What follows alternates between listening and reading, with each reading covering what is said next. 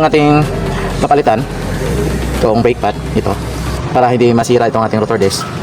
Kita ninyo, manipis na yung ating brake pad, malapit nang maputpod at kainin itong ating rotor disc. So kailangan talagang papalitan para hindi tayo magkakaproblema balang araw. So bago natin ito matanggal, kailangan muna natin luwagan ito, dalawa dito sa likod para matanggal natin ito.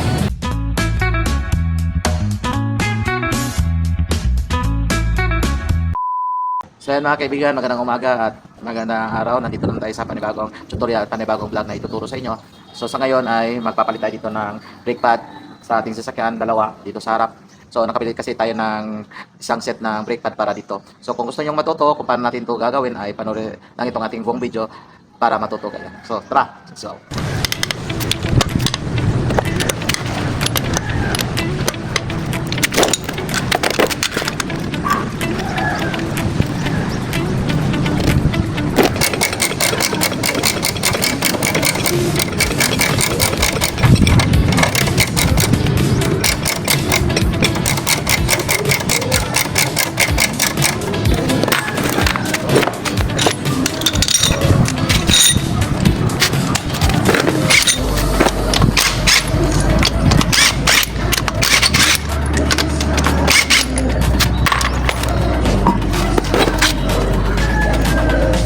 So ito na yung ating papalitan, itong brake pad ito para hindi masira itong ating rotor disc.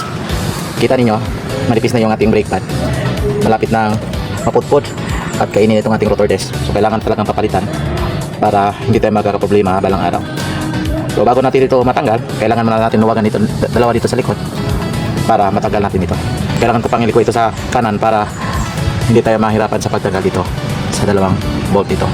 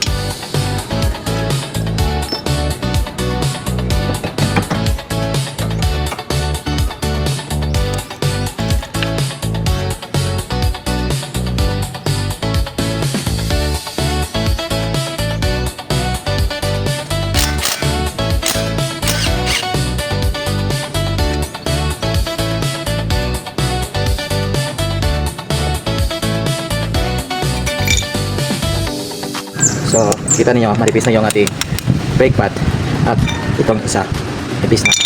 Pagtagal ito, nakakit ito. Ganyan na natin at ito lang. Yan.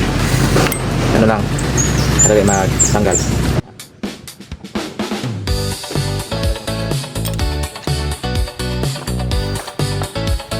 Okay, ito yung ating bagong i-pakit.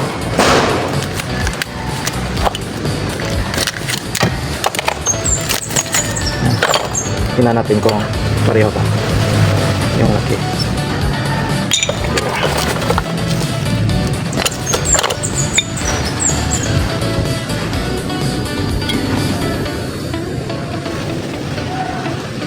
So dito kailangan natin itong ilubog kasi yung ipapalit natin is makapal na, hindi na siya kasya dito sa ating rotor disc.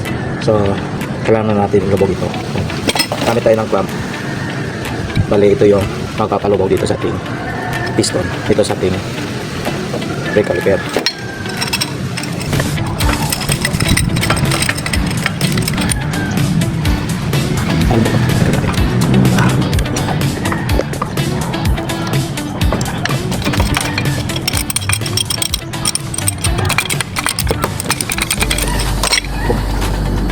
Ibalik muna natin yung plate dito. So tatanggalin na natin itong plate. So nakakabit sa luma, kakabit natin sa bago nating pagkakabitan.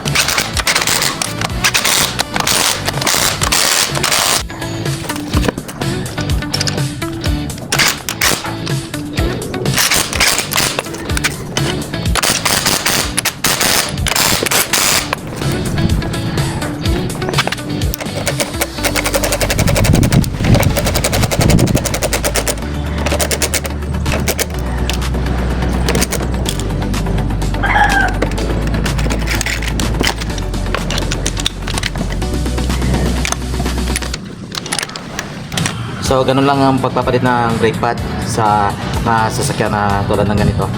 So sana may natutunan kayo sa ating pinakitang video ngayon at sana huwag niyo kalimutan mag-like at mag-subscribe sa video.